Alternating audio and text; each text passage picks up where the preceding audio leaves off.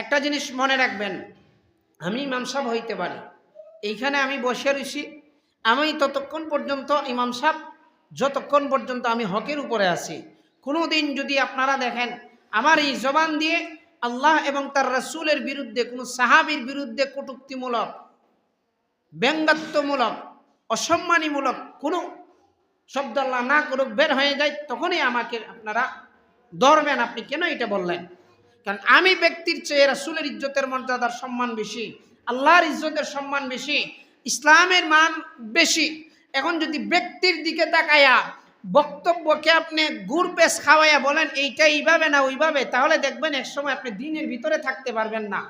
কারণ ব্যক্তি যখন ভুল বক্তব্য দিবে, আমি ইমাম সাহেব হওয়ার কারণে আমার ইজ্জত করতে গিয়ে যদি আমার মুখ দিয়ে এমন কোনো বক্তব্য আসে যেটা দ্বীনের বিকৃতি হয়, রাসূলের ইজ্জত সম্মান হানি হয়, আল্লাহর ইজ্জত সম্মান হানি হয়, এখন যদি আপনি বলেন উনি আমাদের ইমাম সাহেব বইলা ফেলছে বাদ দেও, হবে না, এটা হবে না।